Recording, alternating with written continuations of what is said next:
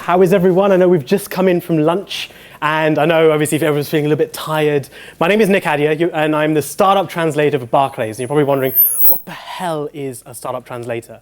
Now, my background is very different to a lot of people that have come into Barclays. So I was running a startup for 4 years, focused on data science and connecting brands with consumers. And we went to the first Barclays Accelerator. So I stood very similar to here in front of 400 investors 2 years ago. And now my team, in some shape or form, work within Barclays, and I head up part of the Global Open Innovation team. So I kind of get the idea of how is it to work in a startup and what is it to work like in a corporate and the nuances between the two. And there is one common theme that seems to come up time and time again, and I'm just going to get my clicker because I completely forgot, is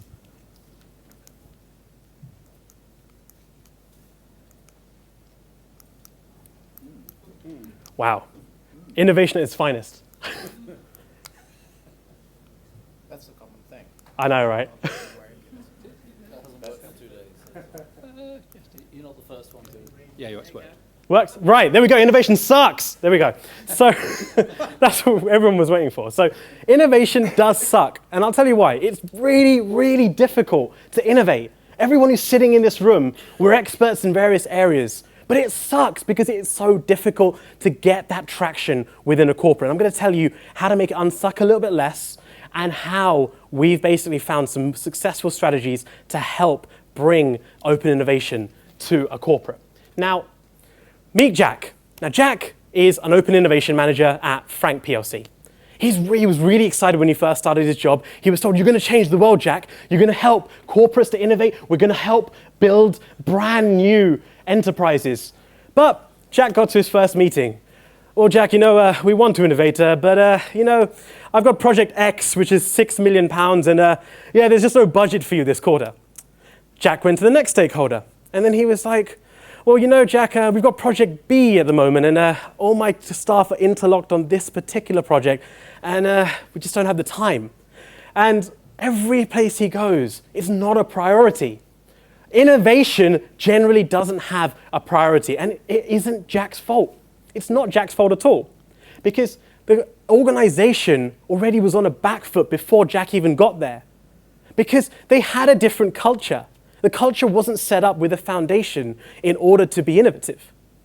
The second part of that is, what about the incentives? Why would I leave this little big house of a multinational corporate that's supplying me with a risk policy, a great SLA? Why would I leave all of the things that basically make this MNC, the preferred supplier that I work with, and then go and work with a company that's disruptive, or it has this emerging technology? They don't have a product, they may not have customers. Why would I leave the safety of that to go and work with that? And we'll talk a little bit about that as we go through.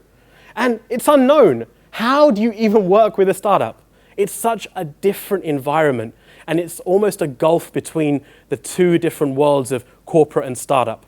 So let's kind of deep dive a little bit into each of these different areas and just go through what these different fundamentals are. So a startup culture and a corporate culture, it's been really interesting for me to see this as I've been working in the organization. Now, a MNC, like a Barclays, we have millions of customers. We hold everyone's money, so we can't afford to be seen to be failing. Also, we are highly regulated.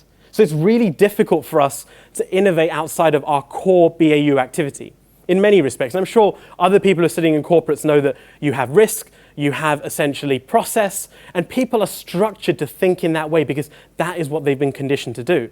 Now in a startup, it's completely different because it's around the management of risk. When we were in a startup, we had to take risks. We weren't going to eat the next week if we didn't win our next customer. We looked outside of the box because that's the only thing we could do. That's the difference, because they have to do it because the only way that they can win is by looking outside of the boundaries, and that's where some of the best creativity comes to play.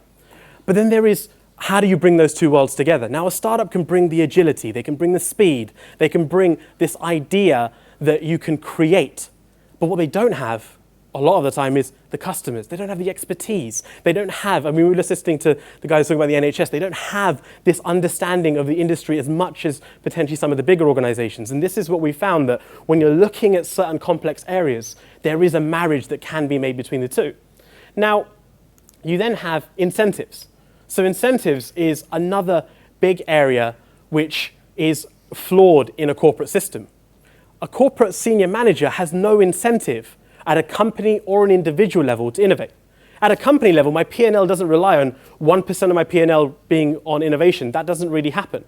And my PD, when I'm doing my personal review, no one's telling me I have to be innovative. I have short-term goals. I'm probably going to leave that job in about 2 years' time. Why do I need to think long-term about what's going to happen to the bank in 5 years' time?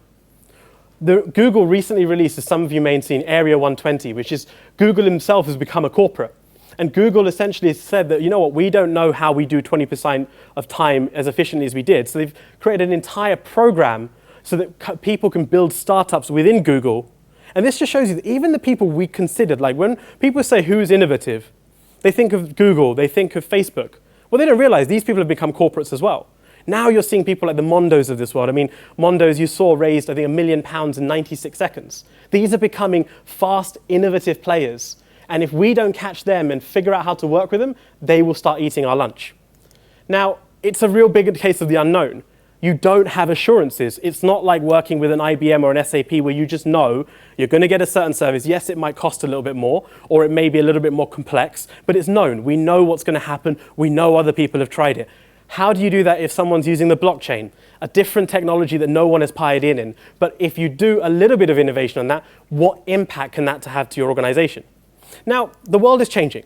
So in the world, well, if you look at humanity, the whole world was built around financial control. And financial control was derived by the people that had assets, things like real estate, things like this, big factories, because that is how you demonstrated economic and political influence. Now, in the information age, you just need that one device to connect you to the world to build a $1 billion company. Instagram built a company for $1 billion with 13 employees. There are more people in our Barclays lunch committee than there is in Instagram. It's more difficult to put lunch on the table at Barclays than it is for Instagram to go and build a $1 billion company. It's insane that that now has become the information age. It's this pool of intellectual capital. How is it that we've now moved from financial control into intellectual capital becoming the main commodity of how we innovate? And how do you harness that information? How do you bring that into play? And how do you use it as part of your corporate innovation strategies? Now, so I spent some time with Dave McClure in San Francisco. And some of you may know he runs 500 startups, a bit like Y Combinator. And Dave's got this entire definition around startups are confused about their product, their consumers, and potentially how they make money. But the problem is the definition of startup is such a wide spectrum that it creates confusion in our own companies around what a startup is. When you think of a startup, this is what you think of. A one-man band, one-man army inside their bedroom.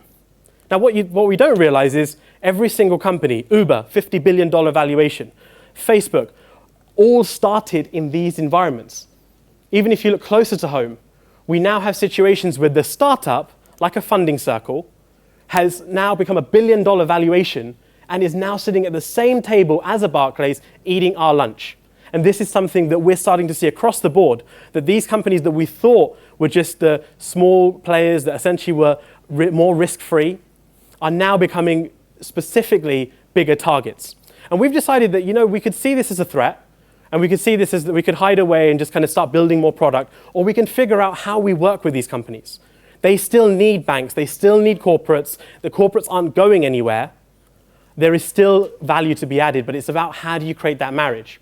Now, what I'm going to share with you now is a little bit around where you need to think about startups itself. So startups are different parts of a spectrum. So you can start off with an idea. So we started off like almost in a bedroom, scaled our business, but then you get to a point where you're between a seed and Series A round. And what that means is that you potentially have found some product market fit. You may have some early traction, but you may not have figured out everything else. Now, where we're planning to go more so is what we call a scale-up. Now, a scale-up is something that Sherry Kutu and Eileen Burbidge and various others are looking at as part of Tech City around how do we stimulate innovation for much larger enterprises and stimulate it for companies like TransferWise, like GoCardless, that are now becoming serious players in the economy itself. And our goal at Barclays is to figure out how we work with those companies. Now, I'm going to say this, before I kind of introduce Rise, that although I'm coming from Barclays, we don't have all the answers. And I'm not going to sit here and say that we know everything. We really don't. And I think the whole point of this is to open up the discussion around how we collaborate. I think what I'm going to share with you is a perspective. It's a perspective of a fail-fast methodology that we've been implementing within Barclays that, we don't know what works, but we know a lot of things that don't work, and we've got a few things that do. And I think we're constantly learning and constantly iterating, and a lot of the people in the team are all ex-entrepreneurs and founders, and this is kind of the team that's been built to kind of disrupt the bank from within. Now, I want to introduce you to Rise. Now, Rise is essentially the digital identity and innovation identity for Barclays. It is essentially how do we bring the best fintech entrepreneurs, the best investors, the best influencers and companies under one roof with the expertise of the bank to co-create and build the future of financial services. Now, the way that we do that is, the way we first started is essentially developing a physical presence. We realized that culture, as we mentioned before, is a really big problem with a lot of corporates. How do you get people thinking differently? So we started setting up physical hubs across different ecosystems, and we realized that we wanted to be where the heart of fintech was. So we set up in London, then we went to Manchester, then New York. We recently set up in Cape Town. Last week we went to Tel Aviv. And these are essentially what these hubs look like, and we're about to launch in Mumbai and Vilnius. Now these are beautiful spaces that essentially you can walk around in a hoodie, and you can basically bridge that gap between the corporate and the startup. How do you bring them together under one roof and say, you know what, you have a lot to offer, you have a lot to offer. How do we bring you together and figure out how to make it work? And this is essentially what happens within these spaces. There are a number of programs, and the people that we hire in these spaces are ex-entrepreneurs, entrepreneurs between startups, and people who understand the ecosystem and can bring the heart of financial services into these spaces. Now, we've taken that one step further. So where I started off was, it's in Trime, as you can see, we started off in the accelerator. Now, for those that don't know, an accelerator is essentially a way to accelerate a company's growth. And we did this with Techstars, one of our partners. And the way this happens is that you essentially have a cohort that's selected.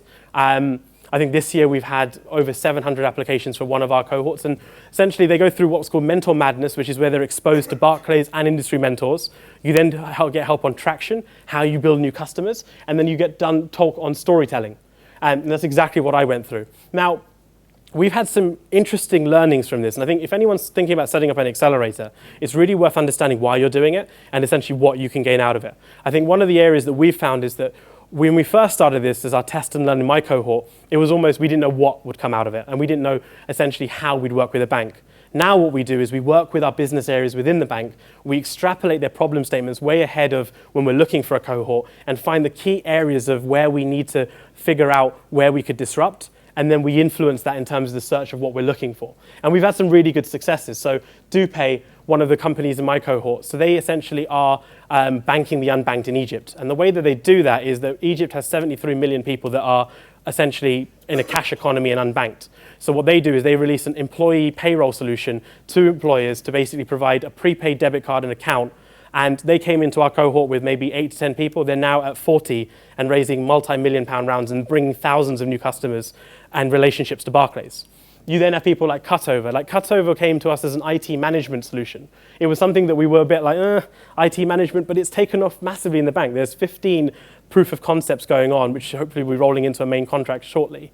And they're essentially helping us to save efficiency, increase our revenues, and to focus our targets and focus our efficiencies on other projects. And that essentially, ironically, is someone who was an ex-Barclays MD that left the bank to set up the company, which was a great success story. You then have essentially people, we've also started looking into other places like the blockchain, for example. So last week we announced that we're banking the first Bitcoin/blockchain company, which is Circle Internet Financial. What people don't know is that Chainalysis, one of our startups, was heavily involved in the way we actually accept that as part of our regulation. So all of these companies are starting to add value, and actually we're figuring out ways of how we can work with them. But we've realized that 10 companies per cohort per year is not the best strategy. We have to figure out how we can do this at scale for more people at different stages of the spectrum. Now, one of the things I've been involved in is part of our hackathon strategy. So before anyone says, hackathons are great, but they're not the silver bullet for giving you a perfect solution that's going to come out and be something you can roll out. Now, what we found hackathons are great for is it's a way to immerse your colleagues and your people in the culture of essentially agile ways of working. And how do you build something in the space of 36 hours? So in Mumbai, we had nearly 500 developers that built somewhere close to 50 prototypes in the space of 36 hours. And one of those prototypes is now being scaled in our Barclays Kenya team as a proposition that we're hoping to turn into full product. So that was one of the more successful hacks that we had. But it was a great way to just see the energy of people, like stakeholders coming in going, wow, these people are here on a weekend and like they've got no showers, but they're still here and like they're still co-creating. And it was just an incredible experience to see people who had never seen this idea of a startup coming together with people in a startup. Now, I'm going to tell you a bit about the secret of how we've done this. So it may help your own open innovation strategies around how we've basically figured out a way to step structure. Now, the way that the structure works is that we understood that our business stakeholders were like, we don't really get startups. We don't really understand how to work with them. And you can't assume that every single part of your business will know how to work with a startup or wants to work with a startup.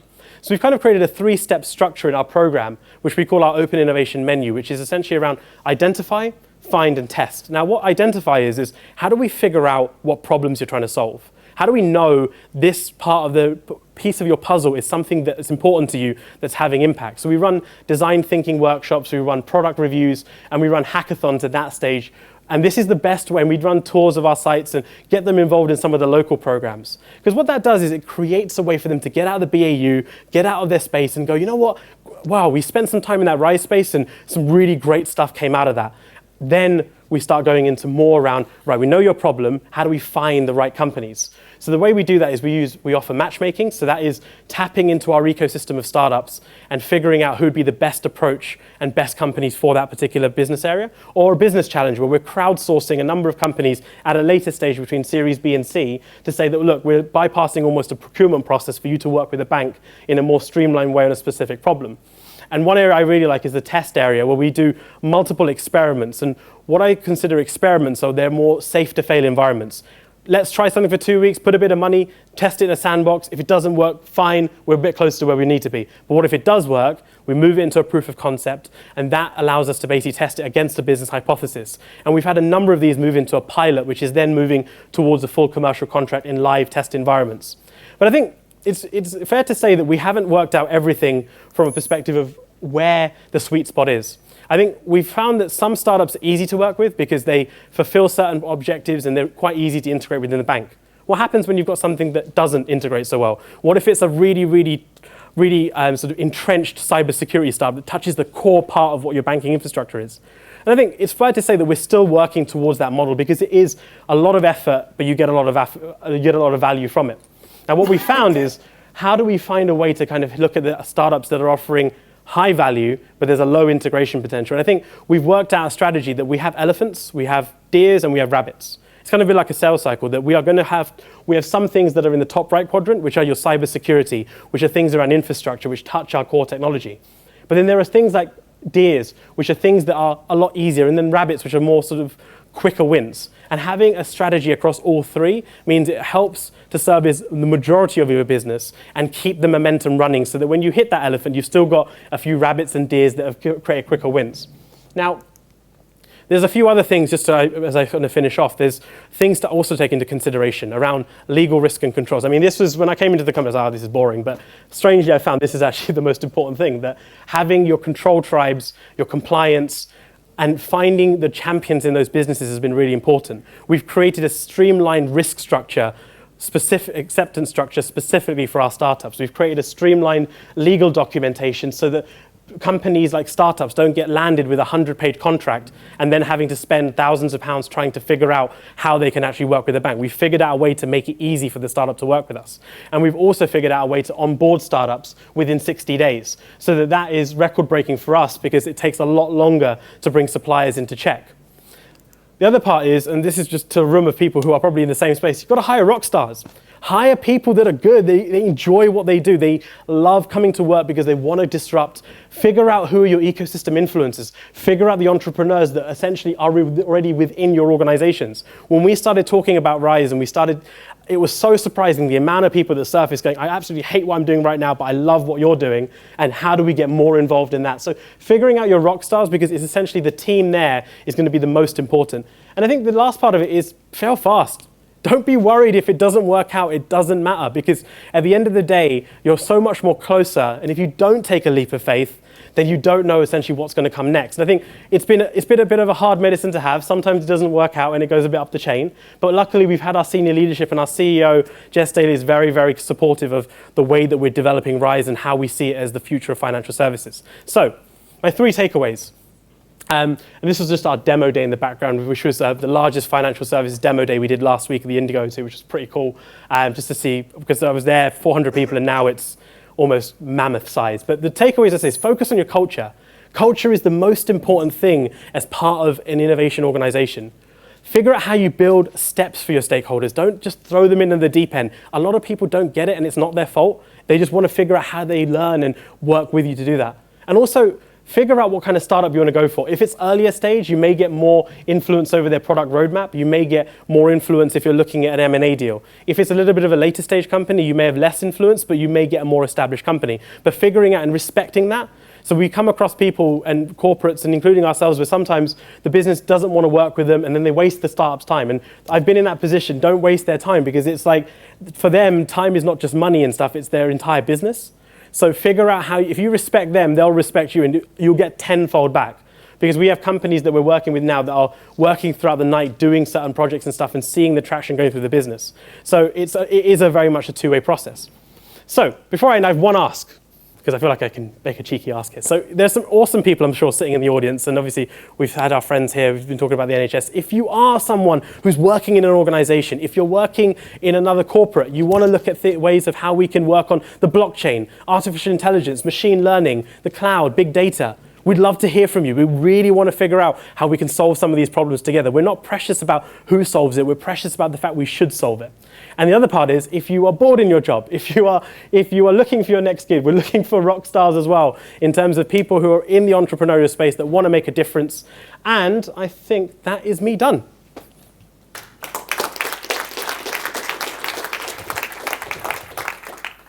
This is obviously becoming a habit now. This has become a habit. It's turned into recruitment exercise. Well done. Brilliant. We have 4 minutes. All right, keep it short, please. A really quick one. I love what you're saying. A couple of things. The people within your own organisation that came forward that you didn't know were there, and this is something that we've learnt at the Met Office, that actually your HR department aren't as rubbish as you think they are. They're recruiting brilliant people, and you're doing stupid things to them. And you need to stop that. And the question for you is that so startups aren't as self-centered and immature as people think they are. Mm-hmm. And actually, if you can tell them what your problems are, they can do it. But I didn't see part of that as your process. How are you letting the startups know what you're really looking for? You just mentioned a list of AI and all of these things, but how are you communicating that? So the first thing you meant, just to comment on that, I think you're absolutely right. I think HR teams are massively underrated in organizations. Like, our graduate program has got some of the smartest people I've ever come across in a bank. And it's really interesting you say that, because I think we need to work more with HR, because they're doing their job right. It's just we're not finding ways to channel that energy in the right ways. And I think that's a fault on our side as opposed to the HR side. So you're absolutely right on that front. In terms of startups, I think this is a really interesting question. So the way that we work that today is that we engage in workshops and design thinking between both the startup and the business. So we'll figure out the problem statement to say, let's say we're looking at automation within cybersecurity. That's to say one example. We would take that problem statement, we would build that out and figure out the problem statement with the business first. We then find a number of startups, which then we would shortlist and actually work with them as part and parcel of those workshops. So we actually just say, here's our problem, we're here to listen. We're here to figure out because the idea is we don't want to be prescriptive. I think a lot of the things we try to champion our business to do is make sure that they're not prescriptive, so that the startup could be creative with the problem that they're trying to solve.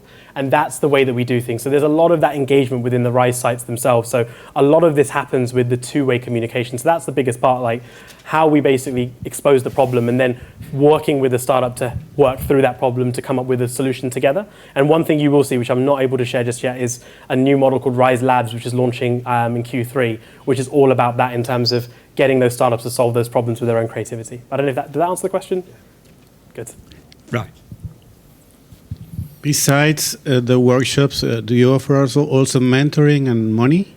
Yeah, seed capital? So I can cover on the mentoring. The money thing is something it's an interesting conversation, which hopefully will be, well, there'll be some more interesting news hopefully coming for that soon. But I think with the mentoring, we essentially, as part of the accelerator, we have, I think last time we had 350 Barclays mentors that took their time out to essentially work with those startups. And one of the things we run across all of our sites is essentially what's called Mentor Madness. And what Mentor Madness is basically a way to basically connect all the mentors within the bank as well as industry folks to startups that are just within our ecosystem around a specific area. So we might say, right, we're looking at all the machine learning startups in Manchester. We bring them into the space for a day, and then we speed date basically with a number of mentors.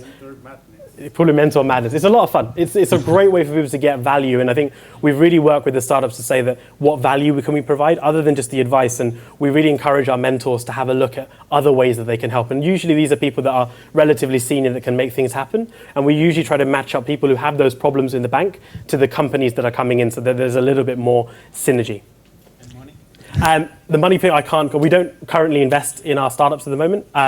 That may be a plan of the future, but it's not something I'm able to comment on at the moment. That's quite funny, really. A bank, it absolutely go to the bank, and the one thing they can't give you any money. Anyway, never mind. Sorry, I have to cut it short, but we're about to have an exciting other type of transformation. But first, Nik, thank you very much indeed, and we've got your email address.